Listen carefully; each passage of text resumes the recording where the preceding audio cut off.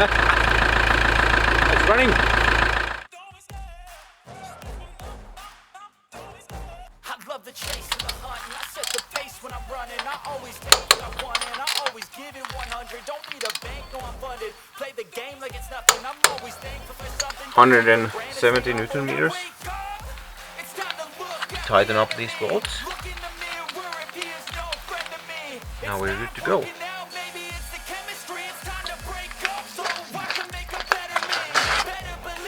Did you see the color?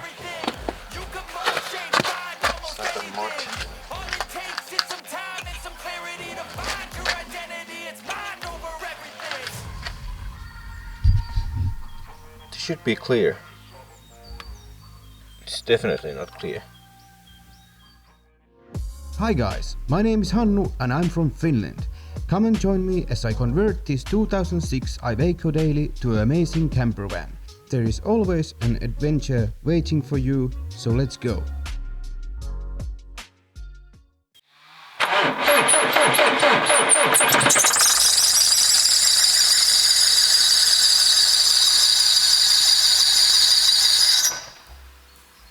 The belt is slipping on the alternator wheel.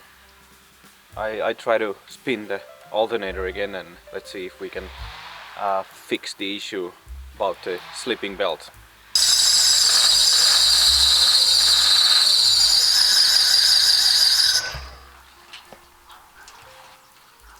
So the issue with the belt slipping,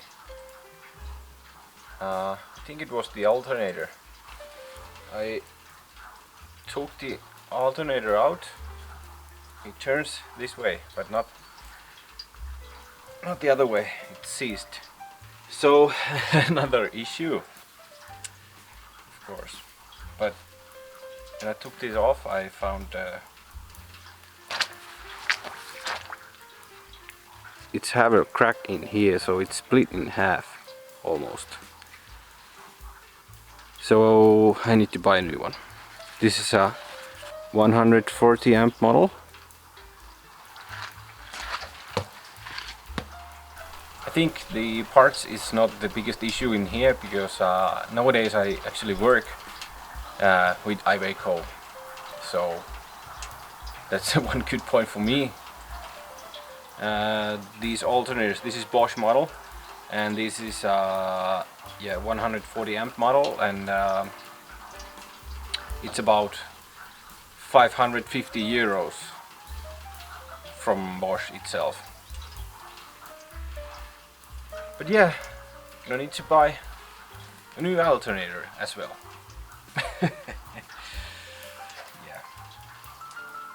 Yeah, we were measuring the back of the van about the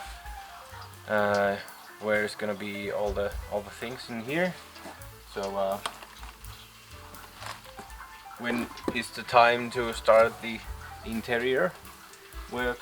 So we might know now that what we want and where we want it.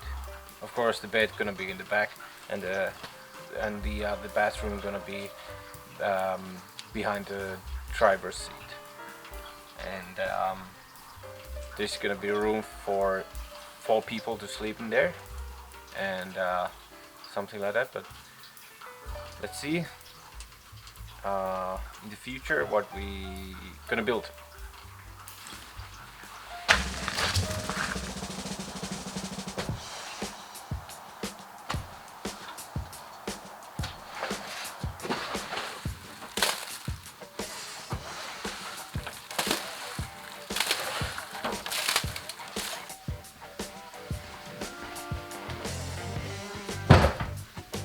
Okay, so here is the old alternator.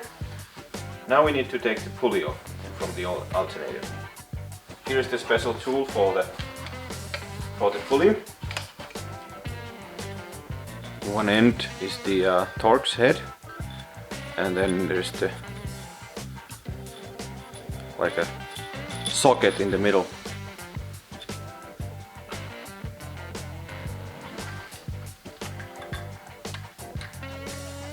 You need to hold the alternator so it won't spin, and then you need to turn from here to open the nut, the pulley itself.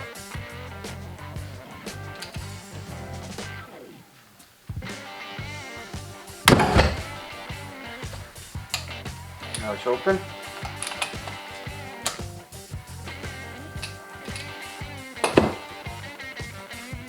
There you go. These are from 50 to about 100 euros, maybe. It depends where you're gonna buy it. I'm gonna clean it up and use this old one. Let's see how long this will work. Okay, now the pulley is cleaned. I clean all the little grooves in here, and then I tried to get some lubrication inside the pulley here. But yeah, it works. So turns other way and other way is stuck. So it might work for a while.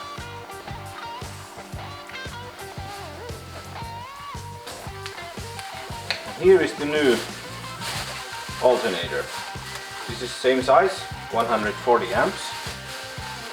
So should be the same as the old one. One thing, if you compare the two of these, this one spins. This other one, the old one won't. Yeah. Now just spin the pulley in here. Tied it up, then we're ready to go.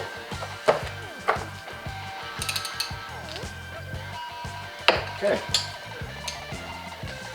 I also add some copper paste on the terminals here, and also I got new belts, alternator belts, and also I have belt for AC as well. They were both in pretty crappy condition, so have the belts as well.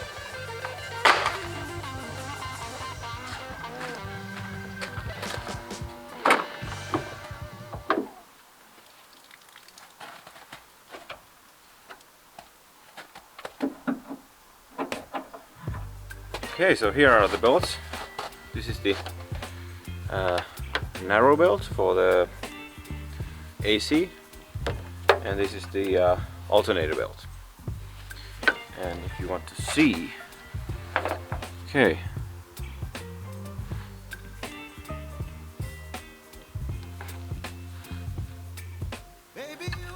but yeah, now we can replace these. Yep, this is correct. And for the alternator, yep, seems right. There's the pulley for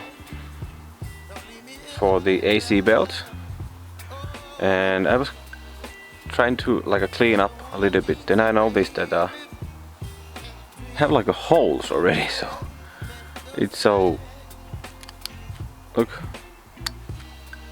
I did check the pulley for the alternator, but I think I need to inspect that again.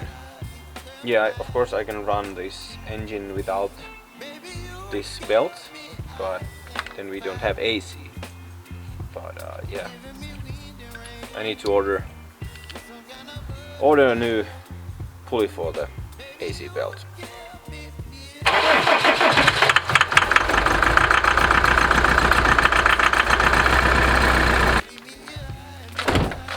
Still water in the system. Need to take more out. This is Finnish weather trying to kill me. It's running.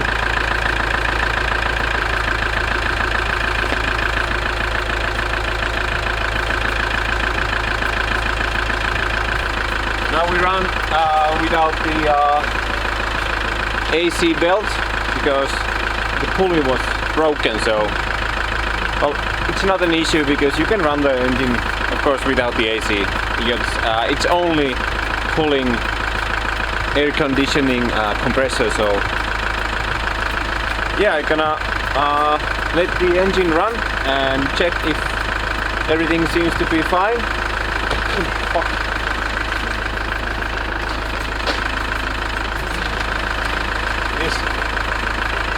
full of ice and super slippery, so filter is here and the sensor for the water is on the bottom. So I need to take this connector out and then open up this and then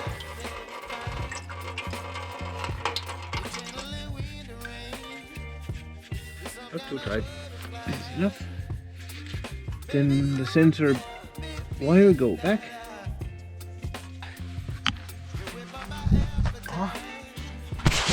Diesel on here.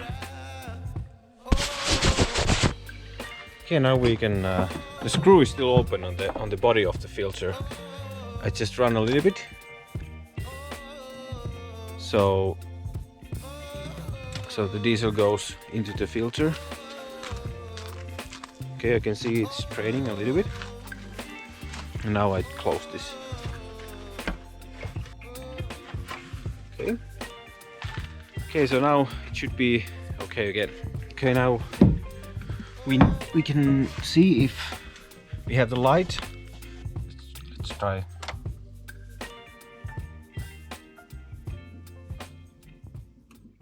I can hear the sound of fuel circulating through the pipes and going back to the tank. And also there's some air. Okay, let's start the engine.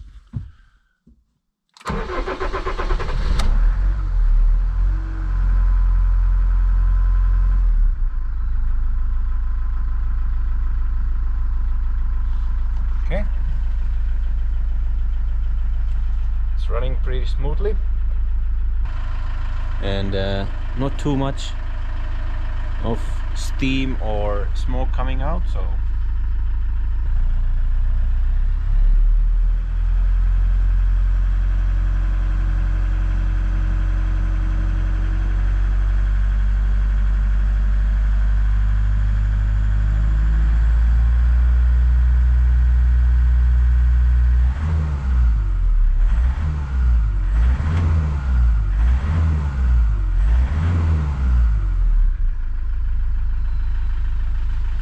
okay.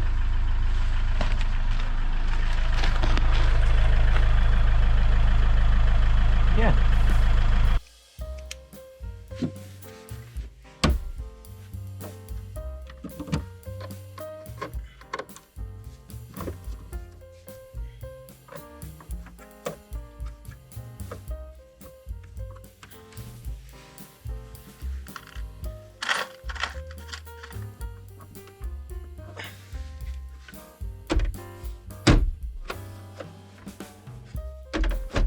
Okay. The glove box is now working, and also the air vents are here, and the other side have two already. One is in the one of the air vents on the other side had a little crack, so I glue it back together, and then it's now waiting the glue to dry. So after that it's ready to install as well. So now we have almost all the parts for the dash in here on its place. We are only missing these here. When I bought the van, these weren't here, the parts. I think they might rattle, so somebody took it off. But I am going to install every part in here that I have, and if they make sound, I gonna find a solution. Maybe put some what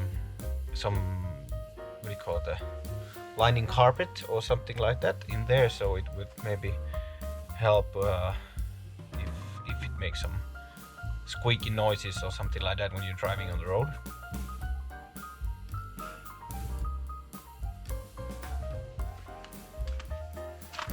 See you guys on the next one as we continue to build. Bye bye.